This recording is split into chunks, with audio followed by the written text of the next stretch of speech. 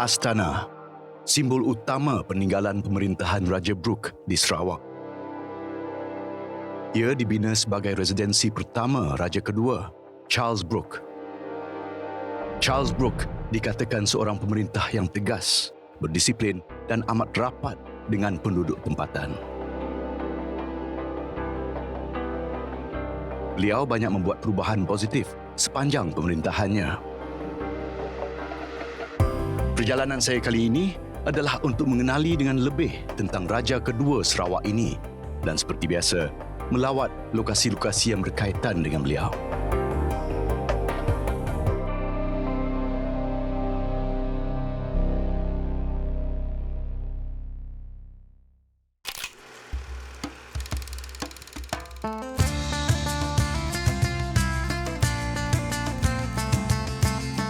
Saya Tony Yusof, anak Sarawak, bumi Kenyalang. Sebelum saya mencecah usia 50, saya telah membuat satu bucket list untuk mengenali asal-usul negeri kelahiran saya dengan menerokai beberapa lokasi bersejarah yang berkaitan dengan pembentukan negeri ini.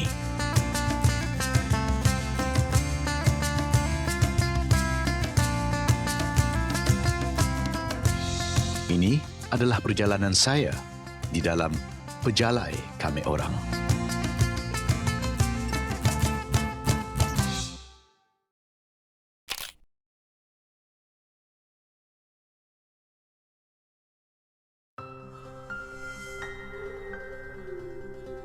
Saya di tanah kelahiran saya semula untuk meneruskan perjalanan saya hari ini. Di Bandar Kuching ini, susah untuk terlepas pandang bangunan ikonik yang terletak di seberang pusat bandar ini. Yang memisahkan mereka, Sungai Sarawak. Hari ini, saya dijemput ke sini oleh tetamu yang amat dikenali ramai. Hey! Hello. Good morning, Jason. Welcome. How are nice you? to meet you. Very well. How's the jet lag? Yeah, it's not too bad. Had a few hours sleep last night, feeling energized. You just got in 2 nights ago. Yeah, just 2 nights ago. So day 2 is always a bit worse, but yeah, feeling You look good. fresher than I do, though. Yeah. Well, you've been here a while, haven't you? Yes, a month and a few days. Charles was your great-great-grandfather? That's right, my grandfather's grandfather. What kind of ruler was he? Well, I think moving on from his uncle, who'd sort of been a product of the Empire and Britain and had come over here later in life, Charles was more of a ruler in a local mould. He'd lived amongst the Balau Iban for 10 formative years. He'd adopted lots of their beliefs, their cultural practices, style of government, meanings of leadership. So I think he brought a lot of that into his style of rule. He spent 60 years as absolute ruler of the state, so he was very much saw himself as a Sarawakian. I must say the palace is not too shabby. Is this where you put up every time you come here? Sadly not, no. Visit it regularly enough, thankfully. No, I understand during Charles's reign he made changes like the Council of Negri. Sure, yeah, that was Malaysia's oldest state legislature. Yeah. Want to have a seat? I'll tell you all about it. Sure, come.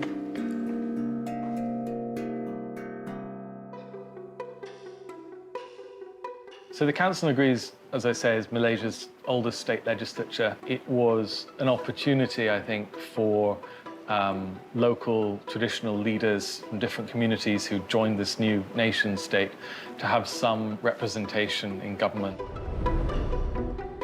So their views would be listened to and acted upon in pretty much all cases that affected those different communities. And that developed into sort of consultative representative government for Sarawak.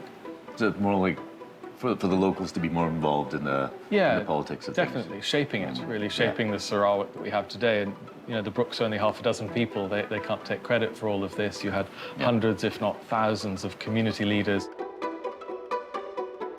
And what was the significance of this site?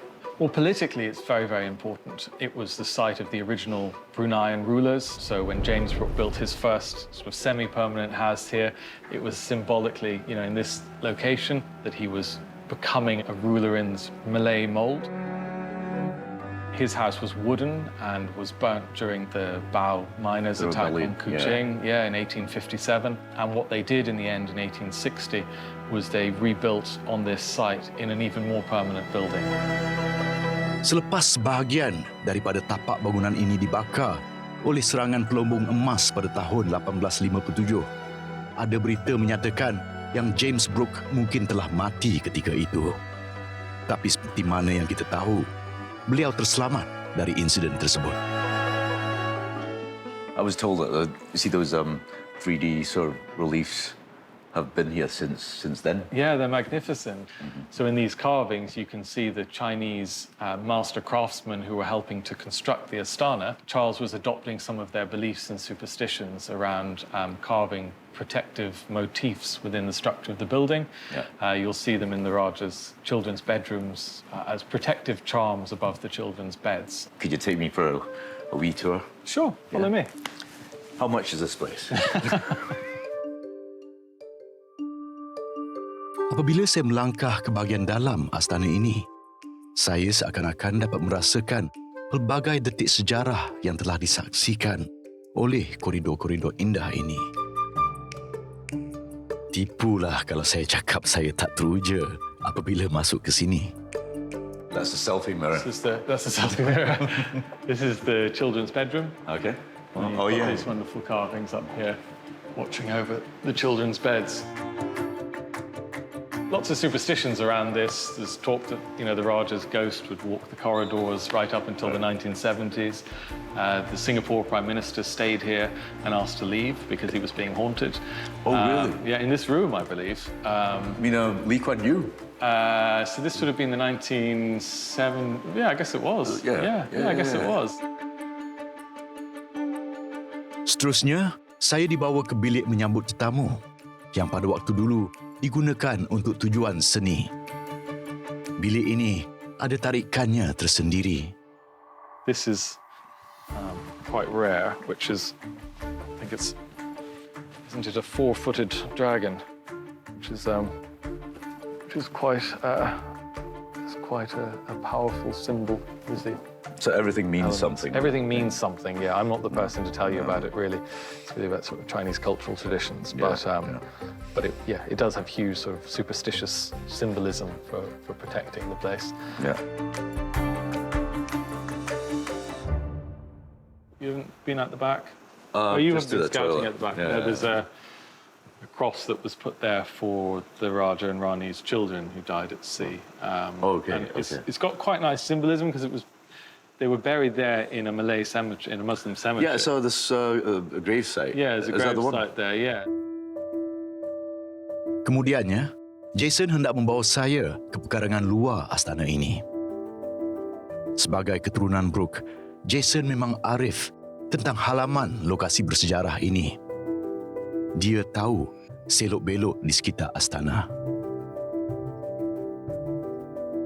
Saya amat tertarik dengan satu tempat terbuka yang Jason mahu tunjuk kepada saya. So this is the graveyard of the Brunei nobles whose residence was here before James Brooke's day for a long, long time. And so this was the seat of power, the same compound where the Astana is today. These were their graves that were maintained even, right through Brooke times. Yeah. And if you want to follow me over here, I'll show you another grave that was added during Brooke times as well.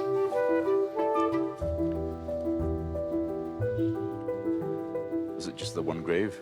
Yeah, it's a memorial marker rather than a grave. It commemorates the children of the Rajah and the Rani, 3 children who were lost at sea. So this memorial was put here by the Rajah and Rani to commemorate the loss of their lives, and it was placed here essentially within the Muslim cemetery.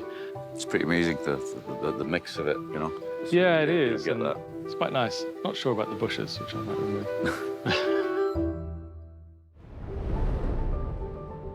Astana ini amat kaya dengan nilai sejarah. Dari zaman Kesultanan Brunei lama, zaman ketiga-tiga Raja Brooke dan seterusnya pemerintahan British sehinggalah pembentukan Malaysia.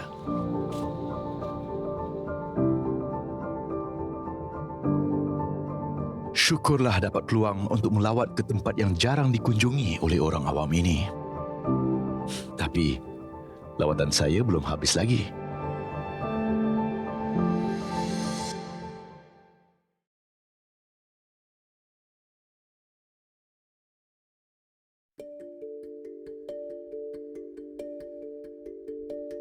Sebelum meninggalkan astana, saya berpeluang untuk bertanya kepada Jason Brooke dengan lebih mendalam lagi tentang bangunan ini. So Jason, I noticed these two towers. They're almost identical, but not quite. What's the deal with this? Yeah, not quite. So the tower to the left is 1980s. It's a sort of modern interpretation. The tower in front of us here is the original tower of the Astana that was built in 1870. Okay. You can see it's got these different architectural styles. It's a little bit like a European castle attached onto a Malay ruler's residence. So it's bringing in these different architectural influences during Charles Brooke's day.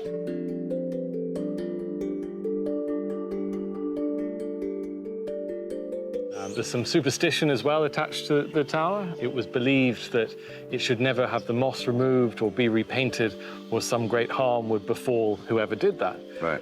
Until 1941, when the Japanese invaded, and the Japanese commander here, Maki Maeda, said, right, that's looking a bit scruffy, we should get that repainted.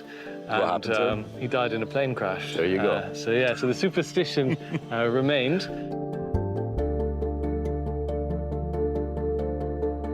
And then, of course, on just above the doorway here, you've got the site of what would have been the Brooke coat of arms and the build date of 1870. You've now got the coat of arms of the modern state of Sarawak. Yeah. And underneath it, written in Jawi, is the Malay translation of the Brooke motto, Dum Spiro Spero, so Haraplah Salagi Panafas, while I breathe, I hope, or hope while breath is strong. Your Jawi's pretty good.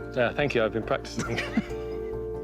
So that's like parallel with the IBAN motto then, Agi hidup pagi ngelaban. That's right, yeah. I'll fight as long as I live. I can give something as long as I'm alive, as long as there's breath in my body.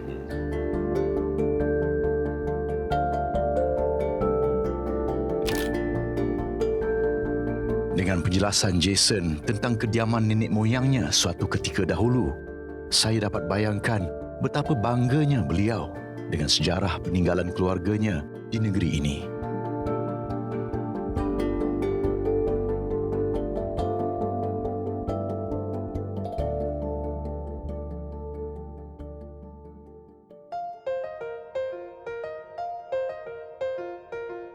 Seterusnya, saya dibawa ke kubu pertahanan semasa pemerintahan Brooke yang berhampiran dengan Sungai Sarawak ini.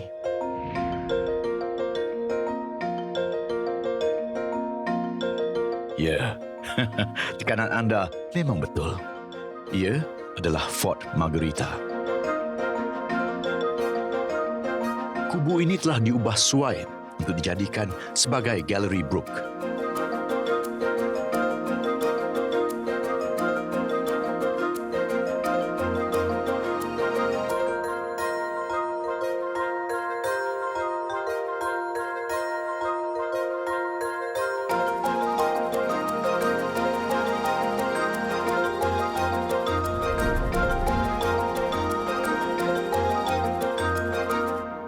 So this must be the 12-pounder cannon, the Bujang Sadok, that was used by Charles against Runtap. That's right. That's the famous cannon cast in Kuching to Charles Brooke's own design. I met the counter cannon in Betong. Oh, really? Which is used by Runtap, the Bujang Tempang Berang. That's right. So, yeah, but this, I mean, okay, and the myth about that, much like the Excalibur sword of King Arthur's, if you could, you know, put your arm inside and carry the cannon, it's yours, right? So obviously I tried it didn't work.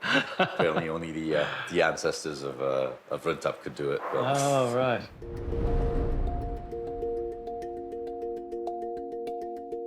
What was the relationship like between Charles? He went and like attacked issues with Runtap from James's time, and then, Sure. And then what was the relationship like between them? I think you've got to see two guys, both leaders of their respective men, with completely different worldviews. The idea, on the one hand, of a nation state, a community of lots of different communities that must be able to protect those who are its followers, I suppose, the simplest thing that a state needs to be able to offer. Yeah. And then just outside those borders, you have another person who sees himself as leading his own community independently and doesn't want to be a part of that nation state. I think with Rentap, it was a case of Rentap didn't want to be restrained in what he was doing, and he was raiding and being raided by his traditional enemies downriver, out through the coast and so on, the Batang Lupa. And for Charles, as the leader of the new nation state, he needed to be able to defend his country against this threat. I mean, Rajah had his reasons as well. He's merely defending his land, his people, so to speak. As I say, he's a leader of his community. Yeah. He doesn't appear to have any interest in being a part of the nation state or having any particular peace with this nation state. It's quite a new concept, and you have to remember that, like, for anybody to even, this is a European idea in some ways in those days, that we would all have nation states around the world as we do today. Not unlike, the group of people who went against Sarawak wanting to be handed over to the British, because that would, or forming Malaysia, for instance, because, again, a new territory. Yeah, they want to have some control over the direction of their government. And I suppose if you see that being threatened, as I imagine Rentap would have seen that being threatened, his power base being threatened, then you're going to fight against it. So I don't think it was personal between them. I don't think it's a personal animosity. I think it's political, actually. I think it's a political thing. And Charles expanded to a great extent. Why the expansion? Well, it's a good question. There's actually a pretty good map upstairs. I can sort of take you through that if you'd like to see it. Sure. Yeah. Follow me.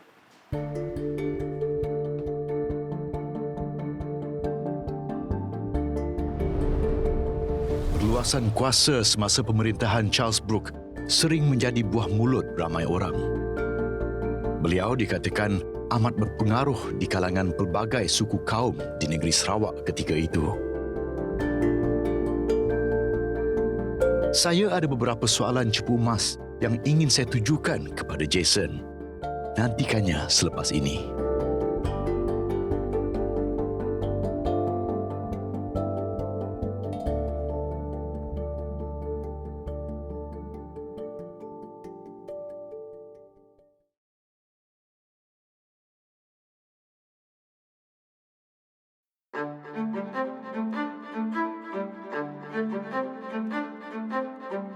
Setelah banyak cerita sejarah saya belajar tentang Astana, saya dibawa ke bangunan berdekatan yang dikenali sebagai Fort Margarita. Orang yang membawa saya ke sana tak lain dan tak bukan generasi yang ke-6 daripada keluarga Rajah Brooke, iaitu Jason Brooke. Selama bertahun-tahun, banyak usaha Jason untuk mengabadikan sejarah keluarganya telah membuahkan hasil. Salah satunya adalah pembinaan Galeri Brooke ini.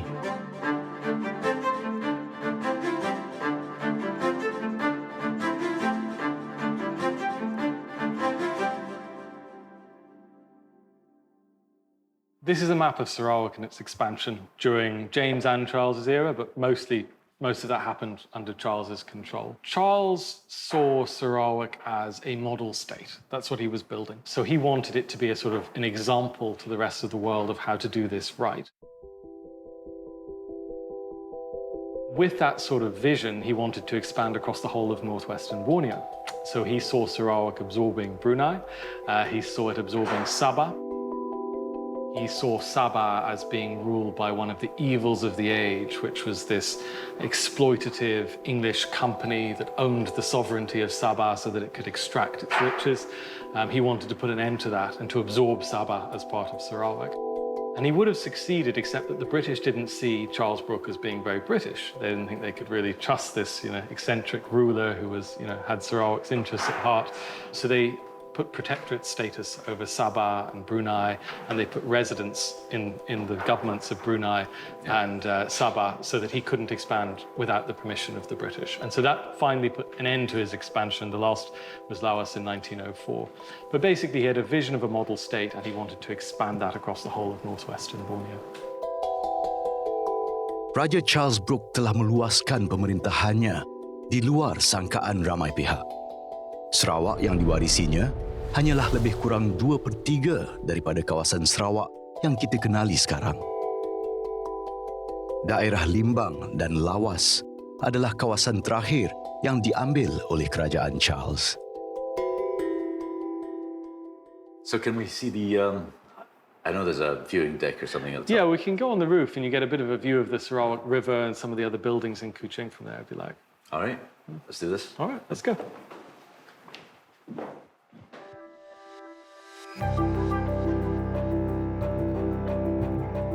Apabila saya melihat pemandangan dari bumbung Fort Margherita, saya dapat membayangkan tentang zaman pemerintahan Charles Brooke lebih dari 150 tahun yang lalu. Apa yang saya dapat belajar dari Jason setakat ini sedikit sebanyak dapat membantu dalam misi perjalanan saya mengenali negeri ini. Terasa lapar pula. Mungkin lepas ni saya boleh cari makan sikit di lokasi terakhir nanti.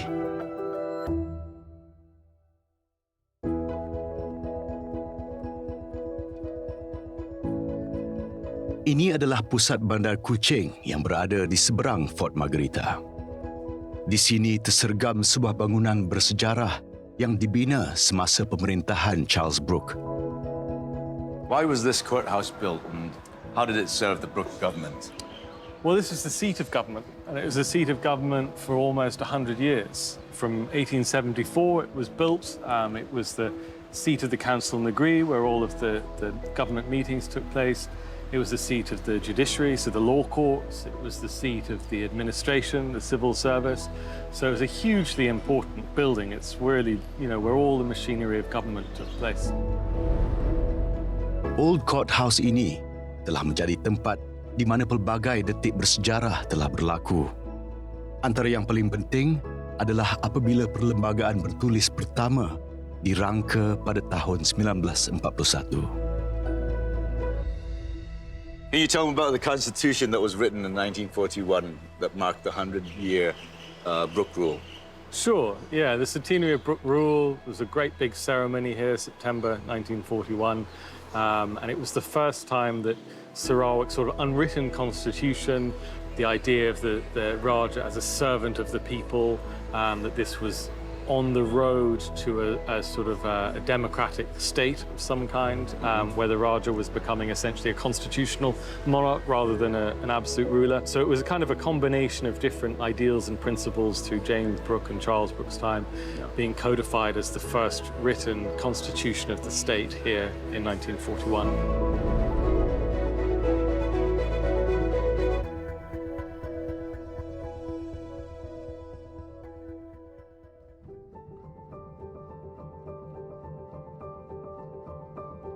So very briefly, how would you conclude 100 years of Brooke rule? It's a big question. I think, summing up the legacy of that rule, there's at the state level or at the nation state level, it was a period where many communities throughout a state, that we have today, came together into one super community, one community that is Sarawak, the Sarawak identity that we have today. So at a political or a state level, that's the legacy, the existence of the state of Sarawak.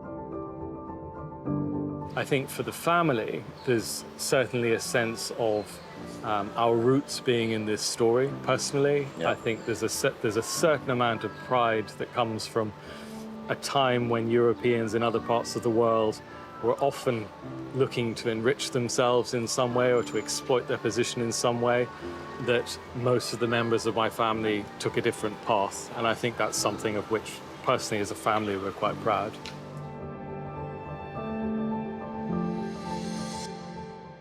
Excellent. Thank you very much, Jason. Very nice to Pleasure. meet you, Tony. Nice to meet you. Shall we go to the Brooke Memorial? Yeah, absolutely. Would you walk with me? Sure. Come. Hold my hand. No, I'm kidding. I hope they didn't need that last bit.